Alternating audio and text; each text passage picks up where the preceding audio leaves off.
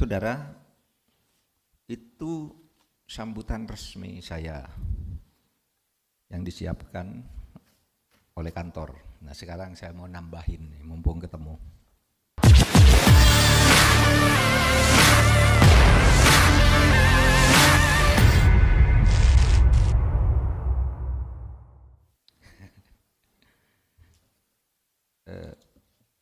Saudara sekalian, pungli itu adalah cabang dari mafia. Cabang, bukan mafia itu sendiri. Kalau mafia itu ada pengaturan bersama yang jelas, itu mafia namanya. Seperti di Sisilia itu ada ketuanya, ada petugasnya, dan ada prosedurnya. Cara melakukan tugas begini. Tapi pungli itu bagian saja. Bahkan saya mengatakan pungli itu adalah bagian dari industri hukum. Industri hukum itu artinya hukum sebagai bahan mentah atau hukum sebagai hal yang sudah jadi diolah untuk dipermainkan. Itu namanya industri hukum. Misalnya industri hukum itu orang tidak salah dijadikan kambing hitam. Dicari pasalnya. Itu dicari pasalnya, ditekan sedemikian rupa, itu industri hukum. Atau orang salah dibebaskan, dicari pasalnya, ini pasalnya, kalau kamu mau, ini salah loh kamu, ini pasalnya begini, tapi kamu bisa saya bebaskan, ini alibi yang bisa dibuatkan oleh aparat penegak hukum, bebas, bayar dia. Itu industri hukum. Saya pernah bercerita dan diceritain oleh sahabat saya Jaya Suprana. Katanya dia didatangi dulu nih, sekarang dan tidak ada, ya jangan takut. Dulu zaman-zaman Orde Baru masih sangat mencengkram itu, dia didatangi oleh seseorang, Pak, mau ndak Bapak rumah yang di depan Bapak itu saya kasihkan kepada Bapak. Gimana caranya? Itu kan cuma dekat nempel ke kantor saya, tapi itu rumahnya dia. Kalau Bapak mau kita bisa buatkan hukumnya. Itu namanya industri hukum. Gimana caranya? Laporkan bahwa dia nyerobot tanah Bapak, nanti kita buat buktinya lah, atur dengan polisi, atur dengan BPN, atur dengan ini, jadi Pak. Itu industri hukum. Bukan hukum perindustrian tuh, bukan hukum industri. Kalau hukum industri itu enak, gampang, tapi industri hukum. Dan orang bisa punya 1000 akal untuk melakukan itu. Tanah, ini yang sekarang mafia tanah. Gila saudara, itu yang dikritik oleh Anwar Abbas bahwa ada ketimpangan kepemilikan tanah. Itu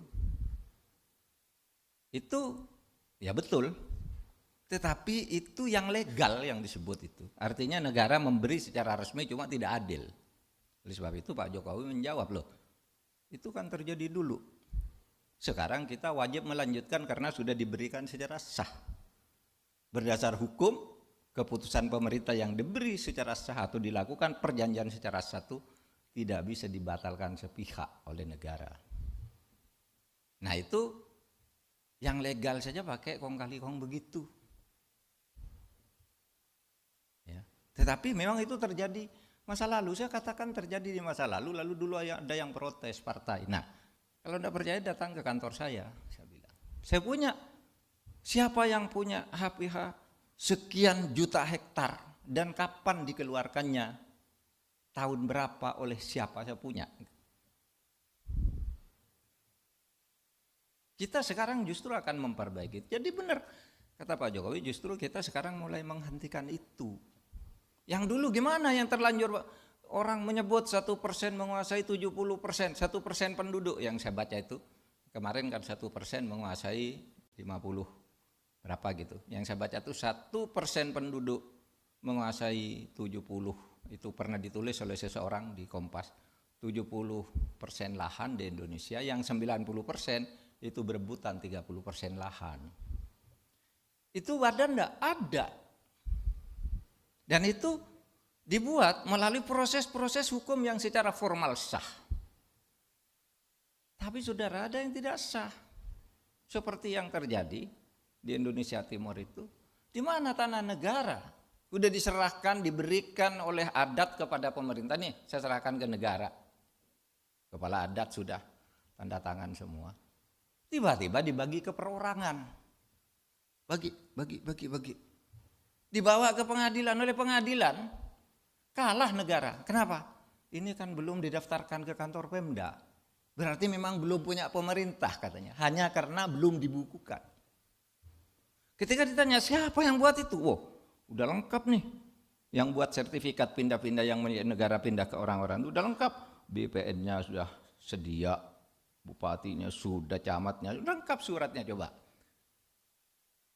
Nggak bisa diselesaikan sebentar itu. Harus melalui peradilan ini, yang ini diadili dulu, yang ini diadili faksinya. Nah itu sebabnya saudara, kita hentikan itu dari sekarang. Yang sudah ini selesaikan pelan-pelan dan tidak bisa cepat. Itu bagian dari proses yang saya sebut tadi, industri hukum. Nah, industri hukum itu melahirkan apa yang disebut mafia hukum. Apa? Dulu mafia hukum itu namanya dulu zaman Orde Baru itu mafia peradilan. Mafia peradilan itu hakim, jaksa, polisi main, pengacara main. Nanti kasus pidana, polisi, kasih pasal ini aja. Kalau kamu enggak mau bayar, pasal ini kamu. Bisa itu industri hukum. Pakai pasal ini aja. Lalu nanti jaksanya juga berbisik, nanti tuntut dengan pasal ini. Pengacaranya, nanti saya membela begini. Hakimnya bilang, oke, kamu bilang begitu semua, nanti saya putuskan begini, uangnya sekian, bagi. Pengadilan. Mafia pengadilan dulu permainannya bermain-main dengan hukum, mengindustrikan hukum di pengadilan. Sekarang istilahnya lebih luas lagi, mafia hukum. Kapan istilah mafia hukum ini muncul? Istilah mafia hukum ini muncul ketika Presiden SBY secara resmi mengatakan saya tidak pakai istilah mafia pengadilan karena itu hanya di pengadilan. Padahal di luar pengadilan banyak nih hukum-hukum orang main. Ketika membentuk undang-undang, bayar, itu mafia hukum juga. Sehingga banyak undang-undang yang dibatalkan oleh Mahkamah Konstitusi karena dulu mafia. Pelayanan birokrasi itu tidak pengadilan, yang pungli-pungli itu yang kita bicarakan nih, saudara. Itu banyak. Nah saudara, itu persoalan kita. Sehingga jangan campur aduk gitu. Kok ini pemerintah ini kok tolol, kok baru, nyala kok banyaknya begini lah, itu tumpukan dari masa lalu, Bung. Tumpukan dari masa lalu. Sama ketika saya bilang BLBI, ayo kita kejar sekarang. Wah, pemerintah ini tolol kok baru sekarang. Loh, saya kan baru jadi menteri, saya bilang. Dulu mana tahu saya yang begitu. Sekarang saya kejar, saya bilang. Itu kan tumpukan dulu. Dan itu dulu sebenarnya udah benar. Pemerintahnya sudah dibawa ke DPR, pengadilannya sudah begitu. Sekarang tinggal nagih. Ya tagih sekarang. Mau perkara ya perkara saja gitu. Buktikan nanti di pengadilan. Nah, saudara sekalian, oleh sebab itu, saudara, kalau saya lihat bentuk-bentuk industri hukum itu ada, tadi yang paling parah itu mafia tanah, itu bukan main-main. Pak Yanto, Pak Yanto ya, saya beberapa tahun yang lalu, Bapak belum jadi pejabat di Kejaksaan Agung. Ada orang di Bekasi, Pak, ngadu ke saya nih, bawa berkas tanah. Tanahnya dikuasai oleh pengembang, dia tidak pernah beli, tidak pernah jual. lapor, gitu, ke polisi, malah dia yang laporkan pengadilan. Lalu katanya kasusnya masuk Kejaksaan Agung. Masuk ke saya tuh. Oh iya ya, kasusnya benar nih, ibu yang punya tanah ini. Bawa, udah saya bilang, saya utus teman lah ke Kejaksaan Agung. Tolong, ini tanya, ini kenapa ada begini. Lalu, oh gampang Pak, ini pasti benar nih ibu ini yang punya tanah kok. Katanya nih. Orang itu, oke, kamu ke sana aja ke Kejaksaan Agung ini kok proses gini. Besoknya gini dia datang, Pak minta maaf. Di belakangnya orang gede. Di belakangnya orang gede, enggak bisa Pak ini, saya enggak sanggup katanya. Itu saudara, bentuk-bentuk dari industri hukum. Gitu. Kadangkala tuh kasusnya lama, orangnya udah pensiun. Yang mafia itu. Namanya masih di dia. Di mana coba? Ini tumpukan masa lalu, ini kita harus mengatur sebuah garis. Ini penyelesaiannya pelan-pelan deh. Pelan, enggak bisa harus diurai satu. Tapi yang ke depan ini, saber pungli ini untuk ke depan tuh meminimalisir seperti itu. Nah, saudara sekalian, ada pembelekan kasus. Ini perdata menang, sudah kasasi menang, tiba-tiba dilaporkan. Ini menangnya karena nyuap hakim katanya. Tidak bisa dieksekusi karena katanya ada laporan polisi coba. Padahal ini sudah menang kasasi. Diadili lagi pidananya, menang lagi. Sesudah menang, ini perdata menang, ini menang. Dilaporkan lagi, katanya dulu ada akta palsu. Tidak bisa dieksekusi lagi. Industri hukum. Saudara, ini tidak bisa perorangan. Kebijakannya ada di presiden. Ya begini. Tapi di bawah itu.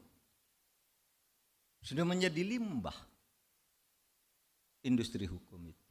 Nah itulah tugas kita. Yang ke belakang, oke, itu sulit, mari kita ke depan.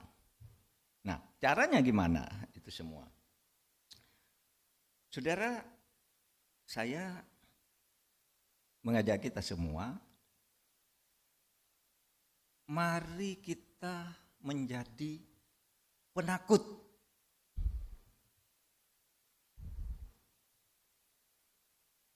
Ada orang tanya begini, Pak Mahfud, Anda kok berani sekali nyebut ini, nyebut itu. Saya bilang karena saya penakut. Saya takut kalau saya melayani hal-hal yang seperti ini dan saya tidak bertindak seperti ini, saya dosa. Saya sudah bersumpah. Sehingga ketakutan saya apa? Satu, takut kepada hukum resmi. Apa hukum resmi? Yaitu undang-undang. Barang siapa melakukan ini ancamannya segini.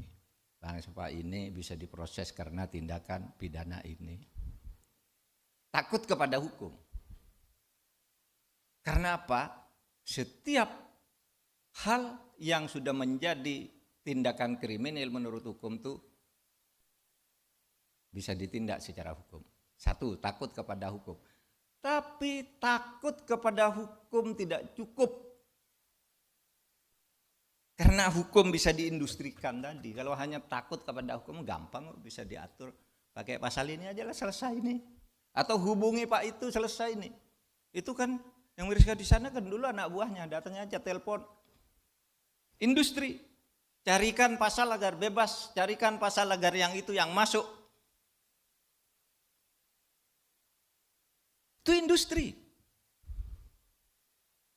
Industri hukum. Gitu.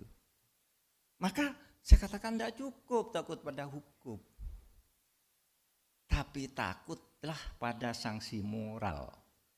Takutlah pada sanksi otonom. Kalau sanksi hukum tuh sanksi heteronom namanya.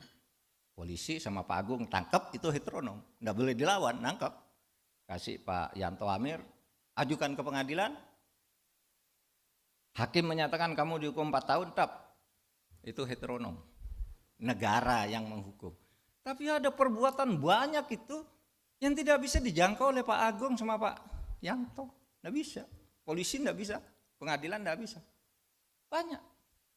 Nah disitulah kemudian kita berpancasila itu harus melihat Pancasila itu sebagai bangunan besar. Ideologi negara itu melahirkan hukum hanya dari satu aspek. Nih, Pancasila itu kan fungsinya banyak ya. Satu sebagai dasar negara. Ini melahirkan hukum nih. Undang-undang dasar itu dasar negara itu melahirkan hukum yang mengikat. Dipaksakan. Melahirkan undang-undang dasar, undang-undang, perpu, per PP, perpres, perda, perprov, perkap, perkot, sampai ke desa itu Pancasila hukum. Tapi ini Pancasila yang tidak hukum kan banyak nih. Moral misalnya. Ya, yang belum ada hukumnya dari ajaran Pancasila itu misalnya di dalam Pancasila itu ajarannya setiap manusia Indonesia percaya kepada Tuhan Yang Maha Esa. Itu Pancasila. Tetapi itu kan belum ada hukumnya. Barang siapa tidak bertuhan dihukum, tidak ada. Oleh sebab itu orang mengaku ateis tidak bisa dihukum di Indonesia. Kenapa? Belum ada hukumnya, itu baru nilai Pancasila yang non hukum, itu moral. Maka Pancasila itu punya fungsi sebagai dasar negara, sebagai ideologi negara, sebagai sumber dari segala sumber hukum, sebagai moral bangsa, sebagai kepribadian dan budaya bangsa, sebagai arah dan tujuan bangsa, sebagai pemersatu bangsa, sebagai pedoman tingkah laku bangsa. Itu tidak ada hukumnya. Yang ada hukumnya baru sedikit. Nah yang tidak ada hukumnya ini sanksinya sanksi otonom. Apa sanksi otonom itu? Kalau orang beragama dosa, saya masuk neraka. Kalau orang berbudaya, malu saya melakukan itu. Kalau orang agak percaya pada Tuhan Yang Maha Esa tanpa dikaitkan dengan agama tertentu, saya takut kena karma. Karena banyak orang yang bebas dari hukum itu, tiba-tiba karmanya terjadi. Saya pernah cerita, hakim punya uang 149 miliar. Dari dana konsinyasi kan dulu, kan dilaporkan. Masuk dia, tapi dia tidak berani masukkan ke daftar kekayaan, dititip ke temannya nih. Pak Agung titip nih uang ya, ini punya saya ya, tapi kamu buat rekeningnya agar saya tidak ketahuan. Begitu pensiun, Pak Agung lari. Mau lapor ke siapa? Mau lapor, kamu kok laporkan itu berarti kamu dulu korupsi, tangkap dia. Iya kan? Karma. Ada lagi yang istrinya bawa uangnya selingkuh dengan bawahan suaminya yang korupsi itu. Nggak berani lapor lagi. Itu namanya hukuman otonom. Bahkan ada yang mengatakan ada orang tabrak mobil jedat gitu. Nah itu kalau korupsi katanya. Padahal itu belum tentu dan mungkin tidak ada hubungan. Tapi masyarakat menghukum begitu. Rasain lu. Dan seorang yang berlaku korupsi membuat industri-industri hukum itu meskipun bebas dari hukum tapi tidak takut pada hukuman otonom. Maka dia akan mendapat neraka. Bukan di akhirat neraka itu bagi saya. Neraka itu bisa di dunia juga. Selalu takut, malu, tertekan, disandra oleh bodyguard. Karena apa? Dia sudah keluar, takut kan nyewa orang. Bayar terus, diperas terus. Kalau enggak, saya bongkar kamu. Loh, hidupnya enggak ada gunanya akhirnya. Seperti ini tadi, yang hakim itu tadi, yang punya uang 149 miliar. Akhirnya apa, saudara? Sakit. Tiap hari enggak bisa pergi, enggak bisa jalan. Sakit. Karena sakit terus mungkin istrinya 2 bulan, 3 bulan itu ngerawat. Sesudah itu kan bosen juga, jadi ditinggal di rumah nonton TV. Istrinya pergi sama anak-anak. Itu hakim hebat. Nonton TV gitu. Penyakitnya apa? Ini kalau mau tidur suntik dulu. Tap. Kalau bangun untuk bisa duduk suntik lagi. Uangnya banyak, dibawa oleh temannya, istrinya lari. Karma. Oleh sebab itu saudara, menghayati Pancasila itu jangan hanya takut pada hukumnya. Takut juga pada sanksi-sanksi yang bersumber dari kearifan budaya bangsa kita. Bahwa kita orang beragama, kita orang tahu bahwa ada balasan terhadap orang yang bersalah. Itu, saudara, sebab itu hati-hati, saudara. Saya ya bukan ingin apa ya, ketika saya hati-hati itu bukan sombong, bukan sok gitu. Saya betul-betul hati-hati kepada Pak Sesmen ketika datang, dia bilang, Pak, saya tidak minta dicarikan uang.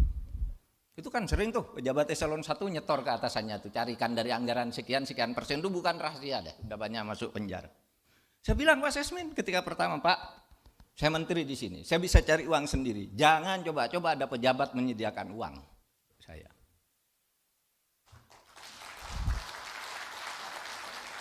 Karena apa? Karena kalau saya perlu bisa cari sendiri, ngapain nunggu Anda? Dia bilang gitu. Sama, Pak, saya enggak apa namanya, bilang ya, di kantor tuh kalau ada keperluan pribadi tolong diganti. Mungkin malu minta sama saya titip uang nih, minta ke dia apa saja kalau pribadi, tapi kalau uang memang halal ya kasihkan dong, jangan diambil.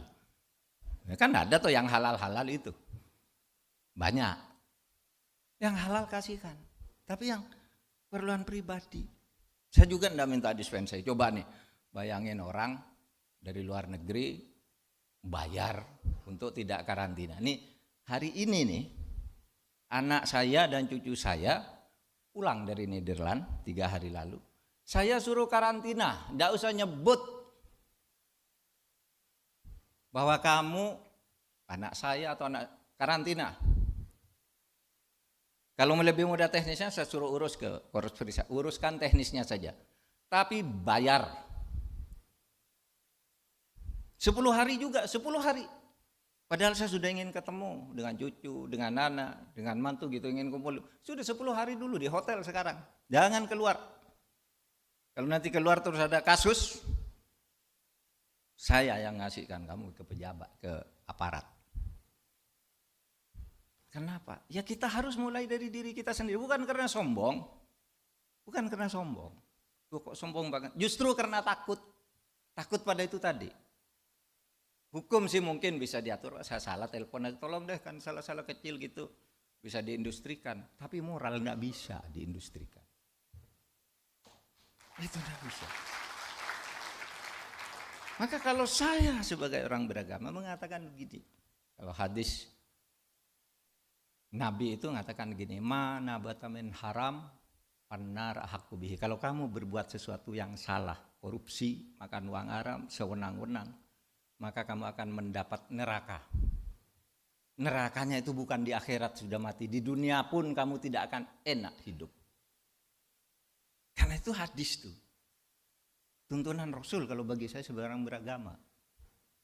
Gitu. Sehingga jangan berpikir neraka itu nanti aku sudah mati kan tidak ada yang tahu kalau saya masuk neraka. Enggak, dia sendiri tahu sejak di dunia pun dia tidak enak dengan itu semua. Gitu. Nah, saudara sekalian, demikian yang saya bisa sampaikan kepada kita semua, bicara dari kesadaran kita untuk memberantas korupsi bukan hanya dari sudut hukum. Hukum itu penting. Semuanya harus tegakkan hukum. Tapi juga dari sudut moral. Ya, sehingga dua, menghayati Pancasila itu bukan menghayati hukum aja, tapi menghayati juga norma-norma yang belum menjadi hukum. Karena Pancasila itu harus dituturkan dalam norma-norma, itu kan baru filosofi, asas gitu. Lalu ada normanya yang ada hukum. Ini banyak yang masih di tingkat asas, belum jadi norma. Nah di situ yang masih di tingkat asas dan filosofi, itulah kesadaran moral kita. Kesadaran budaya kita, kesadaran jati diri kita sebagai bangsa, dan apa fitrah kita sebagai manusia. Terima kasih. Assalamualaikum warahmatullahi wabarakatuh.